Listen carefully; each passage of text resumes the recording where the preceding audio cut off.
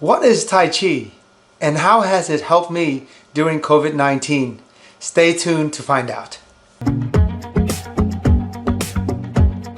One of the things that I want to make a change or uh, creating a new health habit for myself is to learn Tai Chi because I have done a lot of research about the health benefit of it and also the awareness of what's slowing me down is one of the pillars that I use out of the three pillars of health and wellness.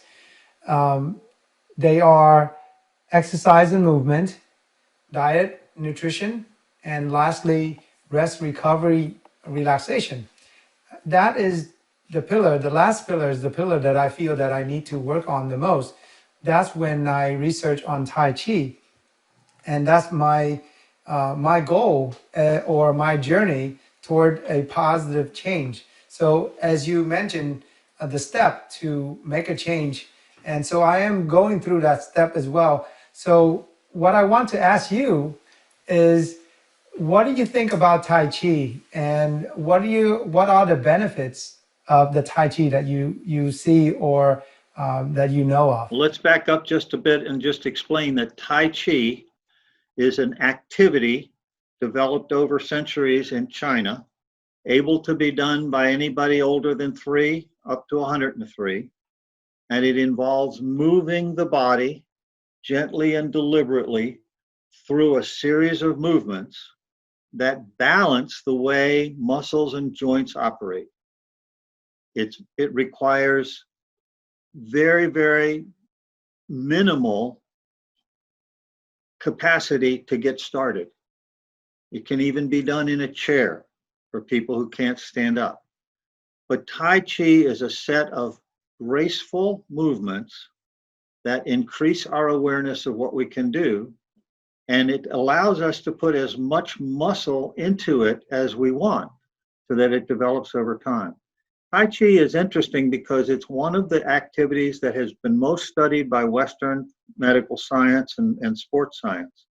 And it has been demonstrated unequivocally that a group of older people who do Tai Chi for a period of 6 to 12 weeks improves their ability to operate in an environment safely, decreases the number of falls that they have, and increases their safety awareness. So Tai Chi has been studied scientifically and demonstrated to work at improving a person's living in their body, being aware of around them, and balanced in terms of their world. And thank you for that. And our goal on What the Foot episode and segments is to help ourselves and help others to improve our health and well-being. With that being said, at the last episode, you mentioned we talked about self-awareness. And what do you think that we can do so that we can be more aware of ourselves, more aware of our surrounding in this difficult time, because it can be very distracting? There are many things that we can do. And the first one is to simply acknowledge that we would like to know more about the things that we do without thinking, without being aware of them. How do you sit? Do you sit up straight? How is your balance? Can you balance on one foot? Asking yourselves questions and taking it for granted. Last time, Dr. Jake mentioned walk backward. What does that teach you about what you take for granted when you're walking forward? What does that tell you about your balance? Try to find where you're flexible and where you're rigid. Just by moving, just by being aware of how you move.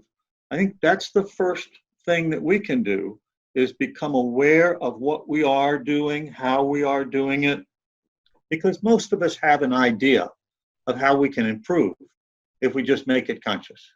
How many of us spend time being told to sit up straight? How many of us spend time telling other people, sit up straight, stand up straight, walk faster, walk slower?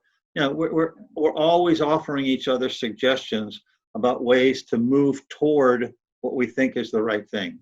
But this is a chance for us to say, how am I doing at that? And then decide if there's something more I need to do to balance it. That makes sense. And what we're talking about here is a change, a positive change. And what you just mentioned is the first step, which is to be aware, to recognize if the change is needed. And I would say the second part of that would be uh, how do you apply, or how do you put that into action? What's your recommendation after that stage of awareness? Where do you go from there? Well, I would begin by saying, okay, I am aware that my neck is stiff and I can't turn it 180 degrees. So I'm going to set a goal of becoming more flexible in my neck. And I'm going to say to my wife, I'm going to try to set a goal to become more flexible in my neck. So several times a day, I'm going to stop whatever else I'm doing, and I'm going to gently stretch my neck and rotate my neck. And I'm going to do that several times each day. And I'm going to put a little sign up on my desk to remind me, have you stretched? So you set a goal, you operationalize the goal, you put a reminder to yourself, and you become socially accountable. And those are the steps towards making a change that you choose, that you think will move you toward being the person you want to be. Our goal is to talk about implementing some changes in your life that allowed you to come out on top of this COVID-19. And we went through the step required to change. And we will use myself as an example of going through this. As myself, for me, I have picked Tai Chi. But for you, you can pick whatever you decide to work on that you would think that would be best for you. And you can maneuver through this journey in this type of format with the step that we had outlined earlier as well. So by going through this, so we will go through this stepwise approach, right? So the first step would be the awareness that I need to make a change. So I already did that. The second thing is what you mentioned is to decide to formulate a plan. So Dr. Greg, so talking about a plan or setting up a goal and then following through with it and the accountability. So what do you recommend for me to do if we had to go through all those steps? Giving Tai Chi as an example. Well, again, things that you have already mentioned. You identify that there is something that you would like. That's a goal. You set that goal, and you've got a very large area of a goal. It's not really a goal yet, it's just an interest. You have to define a goal. I am going to start doing Tai Chi for X number of minutes with Y frequency for this length of time.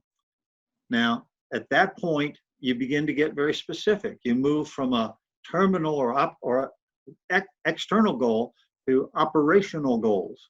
In order to become more Tai Chi involved in my life, I have to set a time to learn it. And then I have to set a way to learn it. I'm going to go to a class. I'm going to watch on television. I'm going to get a book or a DVD, and I'm going to do that. You have to operationalize that in the world. I'm going to do that on Tuesday mornings from 10 to 11.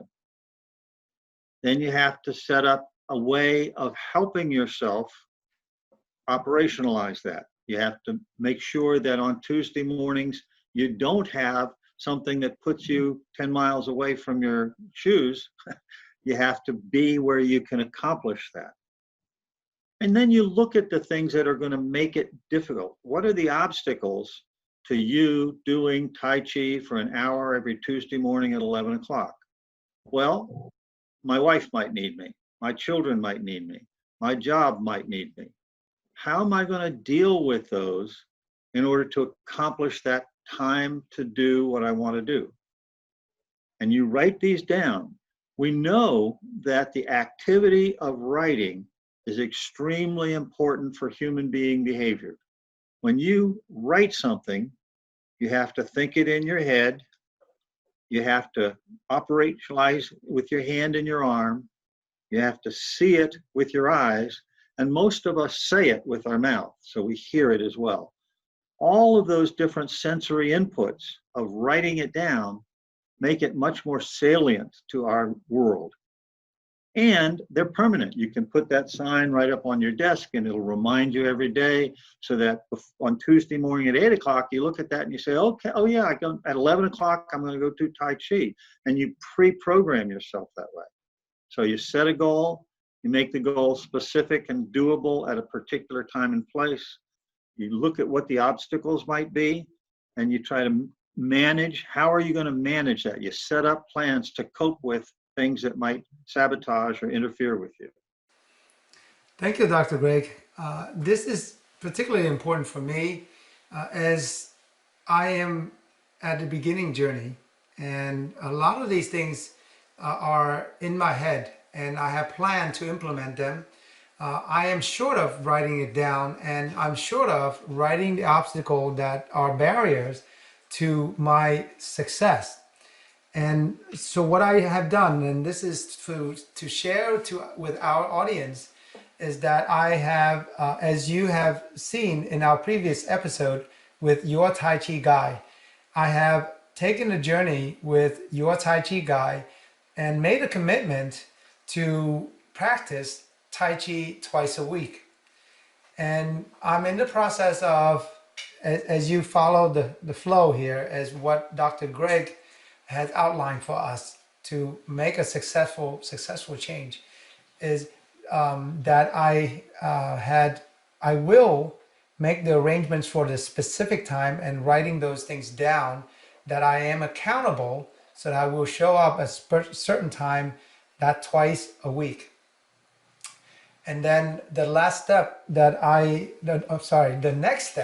I will be doing is writing all this down, including the challenges that I will face, make an arrangement at home so that I will be uninterrupted during this time that I have scheduled. And how would that work in my schedule at home? How does it work into my life as well? So I have to look at all those items. And I think for me, the last part of it is we all can appreciate a reward. So if you are making a change for yourself and setting a goal, consider setting a celebration or a reward at the end, because you will continue, or myself, I will continue to make these positive changes in my life if I have a reward with it. It's a positive reinforcement. So that's, for me, would be the last part. What's your thoughts, Dr. Gray? Rewards are important, but maybe just before rewards should come reflection. Mm-hmm. So after your Tai Chi exercise, either immediately after, you say, how do I feel? Do I feel different? Did I do that perfectly? Or am I a failure? And you try to avoid criticizing yourself, and you try to encourage yourself. And you can do that in your mind or just with a few words. Then you look back and you say, that night, maybe, before you go to bed, or in the morning when you wake up thinking about today's work, you say, what happened yesterday? What went well? What can I do again? What didn't go well? What can I avoid? What new obstacles have I discovered? And then you perform it. So it's plan, do, study. How did it go? And then act again. So your rewards are important, but what are you rewarding?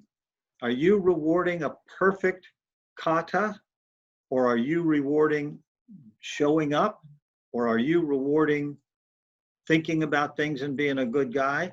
What are you rewarding? That's a very good point, and thank you very much for adding that part, because I did not think too much about the immediate reflection, because that's important. That's the feedback that we give ourselves, right? And we are more likely to repeat the activity if we are aware of that we are making progress or sometime not making progress. And it's true to win a medal at a race. At the end of the race, it's powerful ways to motivate someone, but a little bit goes a long way. The cheering crowd along the way will help you toward the end. So for me, particularly, I'm not looking for a big reward at the end. What I look for, obviously, the reward for me would be a healthy habit that will improve my life. That is the reward at the end. I might celebrate it with a big dinner with the family or purchase for, especially, let's say, for my past habit that I set for myself at the end of the running a marathon for me I would say my reward would be buying myself a running watch. That would be the reward. But thanks for reminding me that the reward or the cheering along the way will help with the progress. And I want to remind the audience also what we look for is progress, not an endpoint, because this will set up for a lot of disappointment. For example, Good. if I am, so my definition of success is not if I can stick with twice a week doing Tai Chi for, let's say, 6 months or the next year. That's not my definition. My definition is see how far I can get to that point. So look at success as a step, like a ladder, that how far you can get to the top of the ladder, rather than either you're here, success, or you're here, down here, failure. And that, if you at things that way, you will be very disappointed. You might not try a new healthy habit again. So thank you very much for bringing that up and helping us, go through this format that will optimize the change or allow us to move toward a healthier change for your life. So the next question I have for you, Dr. Greg, is what do you think after the self-awareness for people, or what are the ways for people to make it easy for them to be aware of themselves, or makes it easy for them to reflect and think about how or what to work on during this COVID-19, or invent something like they choose to make a change? I would offer a couple of ways in which a person can improve their self-awareness. The first one, of course, is to interrupt what you're doing without thinking. You automatically go from place to place, thing to thing, and you don't do any reflection in that period. So you have to interrupt that. For most And of us, that COVID-19 is a perfect interruption for all of us, right? well, I'm not going to say it's perfect interruption, but it is an interruption, so it is an opportunity. Yeah. But once you have paused your normal rhythm, your normal pattern, you can come at it a lot of ways. And the first one is mentally. What pops into your mind as soon as you're not thinking about something else? And if you will jot those things down and look at them again later, you can prioritize them. You may remember that you promised your wife you'd bring something home. If you pause and give yourself a chance for that to pop back up. So the first thing for self-reflection is just to pause and allow built-up messages in your brain come to the surface. The second thing would be to become aware of yourself physically. Is there pressure behind your ears? Is your neck stiff? Is your forehead rigid? Are your eyes tired? Because we are a body. And as we become aware of our body, we become aware that certain habitual postures contain a lot of stress. There's a field of psychology that says that habits lead us to form muscles. Your dominant arm is bigger than your non-dominant arm, but it also will not stretch as far because it is more rigidly in that position.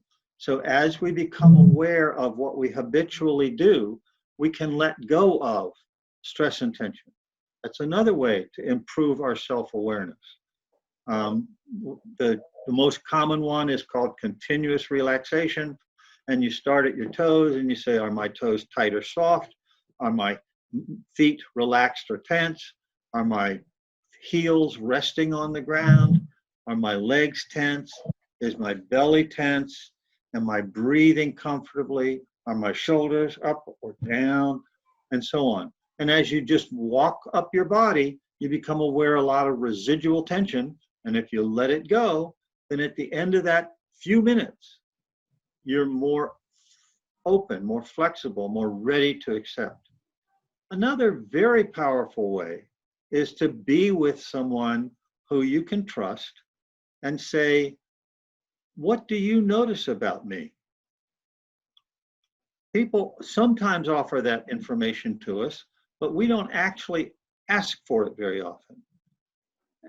But they may say to you, well, I've noticed that you're in a bigger hurry lately. I notice that you're more jerky or frantic, or I notice you're frowning more, or that you're looking away when we're talking. You know, they can give you a lot of feedback that will improve your self-awareness.